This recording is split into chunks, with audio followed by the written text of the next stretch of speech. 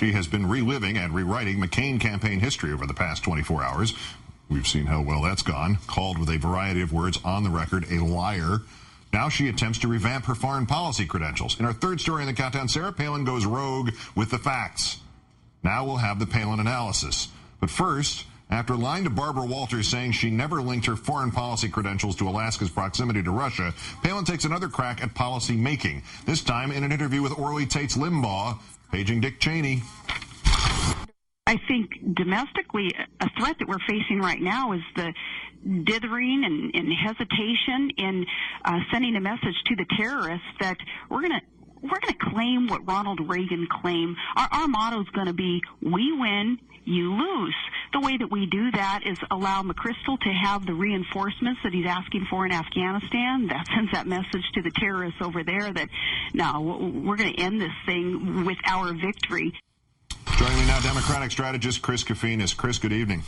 Good evening, Keith. But Ronald Reagan didn't claim anything of the kind. I mean, after the barracks were bombed in Beirut, he pledged to bring those responsible to justice and to keep U.S. troops in Lebanon and to keep U.S. policy intact. And 3 months later, he pulled them all out. I mean, I don't mind a liar as much as I mind, a stupid, uninformed, Cliff's Notes version gratuitous liar. And that's what Sarah Palin is.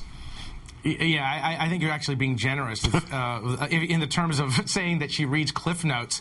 Here's the problem I have. Here is a person who is potentially running for president, was clearly a vice presidential candidate, and seems absolutely cavalier and indifferent about the facts.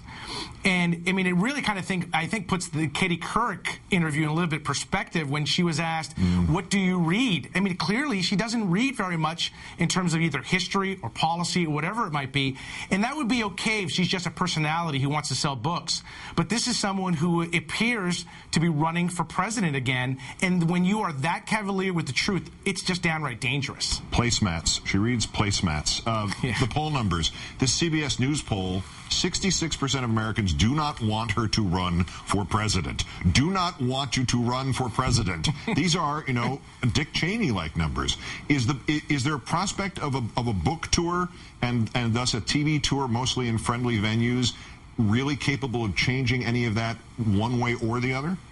Well, maybe she's striving for 100% not to vote for her. But putting it aside, I mean, listen, we're going through, Palin-palooza because she clearly has, in my opinion, political ambitions. And here's, I think, when you kind of step back and look at this objectively, you ask yourself, is there any way, she's the nominee, could she win, the presidency? And the reality is it would have to be some kind of biblical plague bad effect that would have to, affect the country in order for her to have a pathway to the presidency.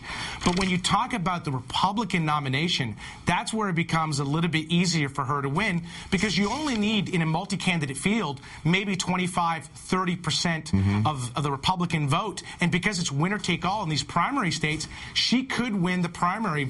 She could win the nomination. That's what I think this book tour and this PR strategy is all about. She told Limbaugh that the key for the Republicans to attract independents, which she's apparently not doing, is to not hesitate duking it out within the party. Is this perhaps the ultimate impact of this? The more Sarah Palin there is, the more New York 23rds there are, the more electable Republicans are thrown under the bus in favor of non-electable conservatives? Listen, if Sarah Palin and Rush Limbaugh really believe that strategy, more power to them. I want them to execute this all over the country every single day through the midterms.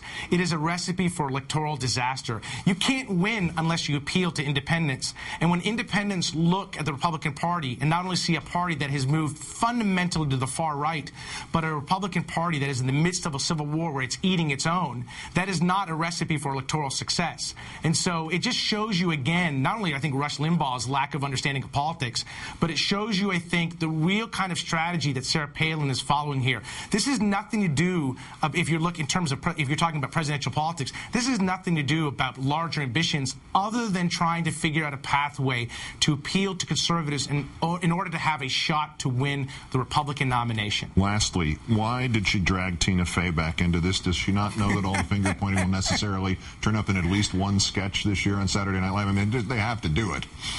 I'm want to give a piece of advice to every politician: don't attack comedians, because comedians can have the last laugh. The reality is what she was doing was sarcasm. Of course comedians are going to stretch the truth. But here's the irony: she wasn't really stretching the truth. Yeah. When it comes to Sarah Palin, the funny thing is, truth is funny. And that's what's sad about, I think, you know, her whole rollout, her whole performance.